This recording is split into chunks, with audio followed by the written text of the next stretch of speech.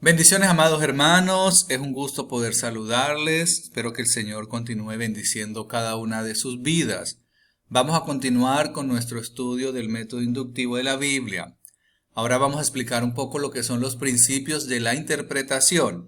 Ya habíamos dicho anteriormente que la observación es lo que el texto dice. Ahora vamos a ver la definición de la interpretación.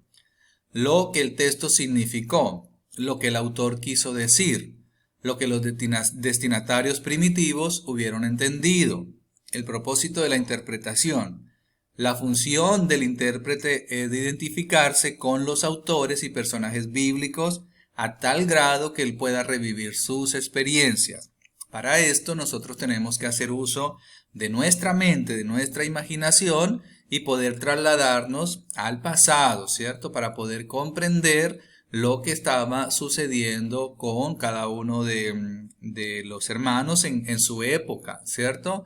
Entonces nosotros tenemos que entender que tenemos una distancia cronológica bastante grande entre los escritos de la Biblia y nuestra época.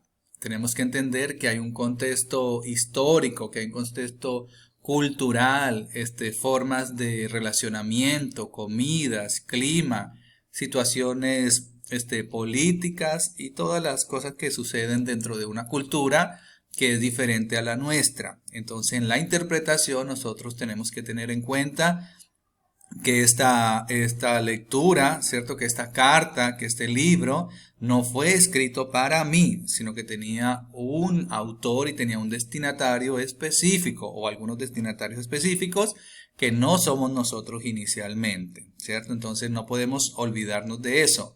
Un texto no puede significar lo que nunca significó. F. Stuart, La lectura eficaz de la Biblia, en la página 23. Para recrear un pasaje hay que tener en cuenta lo siguiente: el contexto histórico y el contexto literario. El contexto histórico es lo que estábamos hablando anteriormente, de que la escena ocurrió bajo ciertos parámetros y bajo ciertas circunstancias específicas para el tiempo de ellos, ¿no? En los temas políticos y en los temas culturales y todo lo que envolvía a cada uno de los personajes. Y en el contexto literario, que también tenemos que tener en cuenta algunos elementos, como son el elemento biográfico, que edifica el argumento en base a personajes. Nosotros lo podemos ver reflejado en el libro de Génesis, especialmente del capítulo 12 al capítulo 50, construye, ¿cierto?, la historia en base a las personas, a la vida de los patriarcas. También tenemos un elemento histórico que edifica el argumento en base a hechos o eventos. Eso nosotros lo podemos ver en Génesis del capítulo 1 al capítulo 11, o también lo podemos ver en el libro de Éxodo.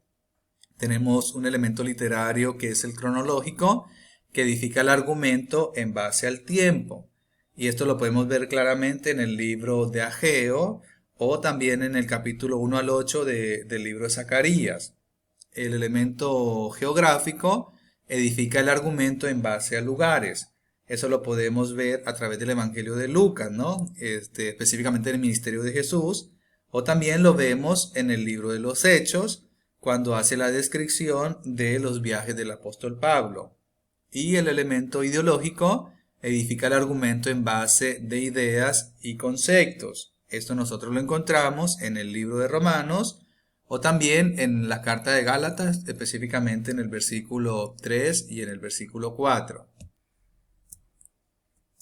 Entonces, la clave de la interpretación, la clave para la buena exégesis y por lo tanto para una lectura más inteligente de la Biblia es aprender a leer el texto con cuidado, de hacer las preguntas apropiadas acerca del texto. F. Stuart, página 17.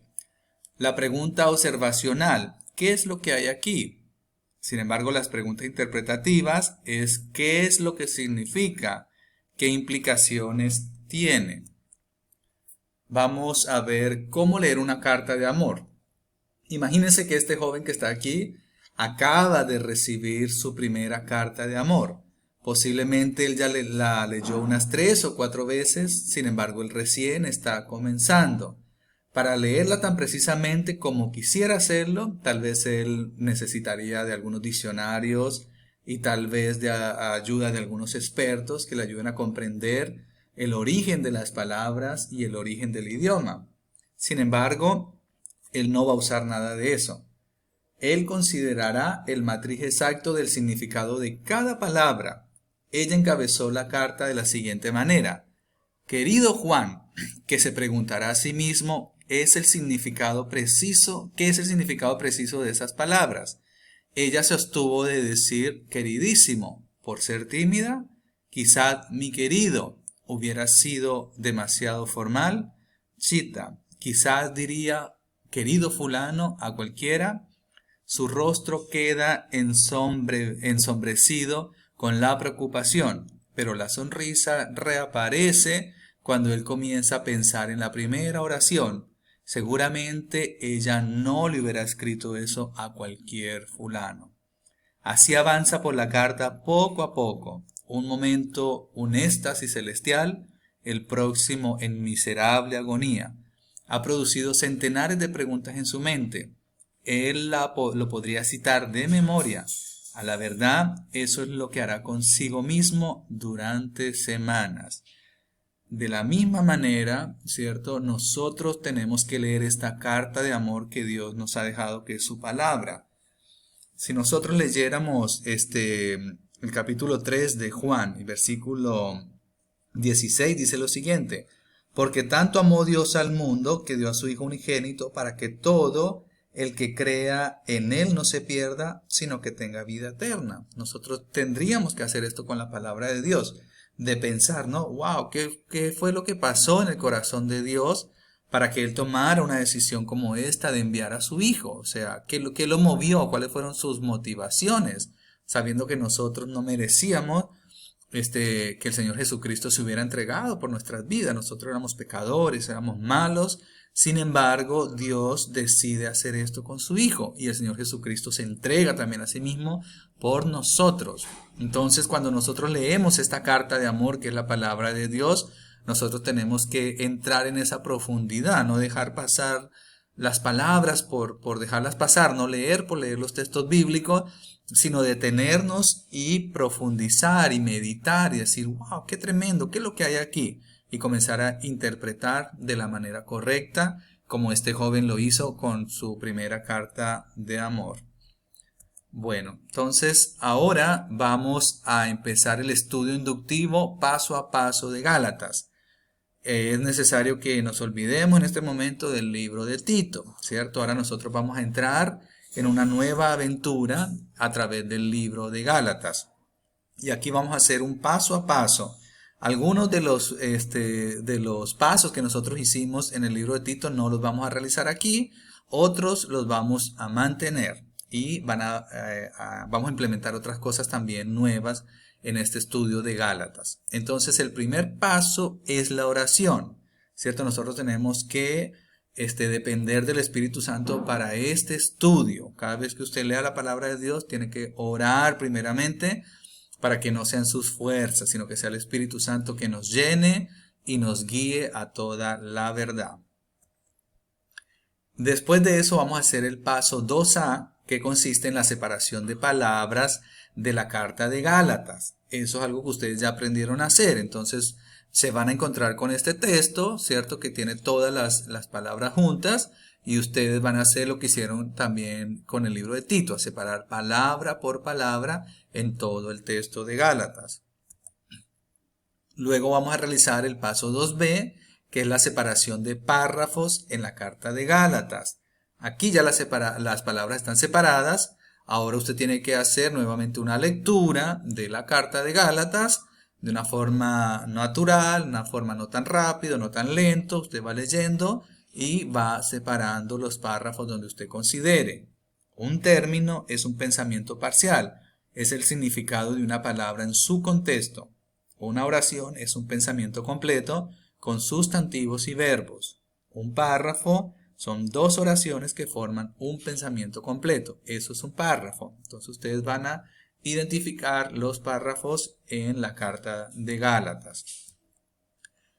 Luego nosotros vamos a hacer el paso 3A, en una hoja, en una lista, ¿cierto? Vamos a colocar todas las palabras repetidas que encontremos en la carta de Gálatas. Yo estoy colocando aquí algunas palabras como sugerencia que me parecen importantes porque a través de ellas usted va a encontrar la estructura, usted va a encontrar el corazón de la carta, ¿cierto? Palabras como apóstol, ley, gracia, gentiles, evangelio, fe, hijo, esclavo, libre, espíritu, carne, justificados, promesa, son palabras centrales dentro de esta carta.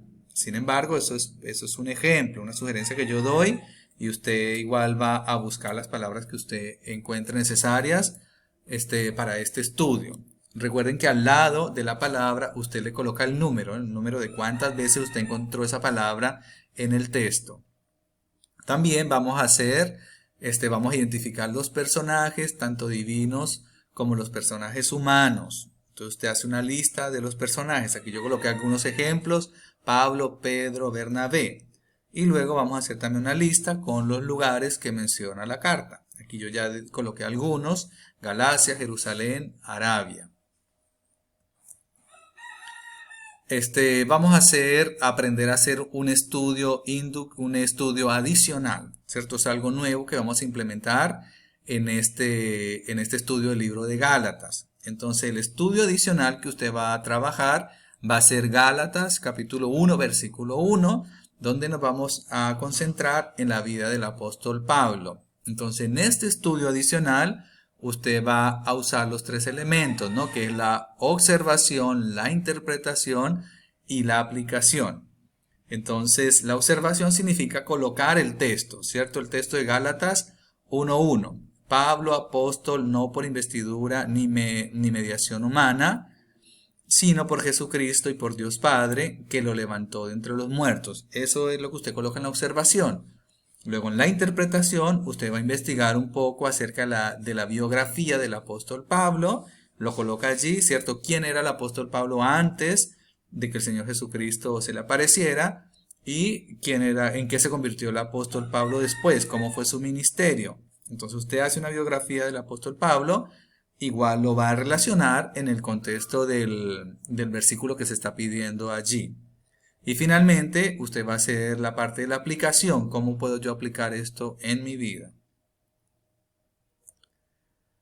Bueno, llegó el momento de las tareas, ¿cierto? Entonces, ¿qué es lo que nosotros vamos a presentar? En un documento de Word, usted va a presentar primero la separación de palabras, segundo, la separación de párrafos, tercero, separación de palabras repetidas, personajes y lugares. Y cuarto, el estudio adicional referente al apóstol Pablo. Y a través de un video, ¿cierto? Usted va a presentar el versículo de memorización de esta semana, que será Juan capítulo 1, versículo 14. Y usted va a responder a la pregunta orientadora: ¿qué es un apóstol según la Biblia? Entonces estas van a ser las tareas. Cualquier duda que se le presente, por favor, comuníquese conmigo, que yo estoy a su entera disposición para ayudarle a resolver y aclarar las dudas que usted tenga de acuerdo a lo que se le vaya presentando en el estudio que estamos realizando. Espero que tengan una buena semana, que Dios les bendiga, organicen su tiempo para que puedan cumplir con todas las tareas. Si ustedes hacen una tarea por día, el tiempo les va a alcanzar. Si ustedes comienzan el día sábado a hacer separación de palabras, día domingo separación de párrafos, día lunes pueden hacer separación, palabras repetidas, personajes y lugares. El día martes pueden hacer estudio adicional y ya lo que es el día miércoles se aprenden el versículo de memorización y responden a la pregunta orientadora, y así podrán entregar su trabajo sin ningún afán, sin ninguna prisa. Espero que Dios les bendiga y que el Espíritu Santo los llene de gracia y de sabiduría para que juntos podamos crecer en lo que Dios está haciendo en nuestra vida espiritual. Que Dios les bendiga, amados hermanos. Bendiciones.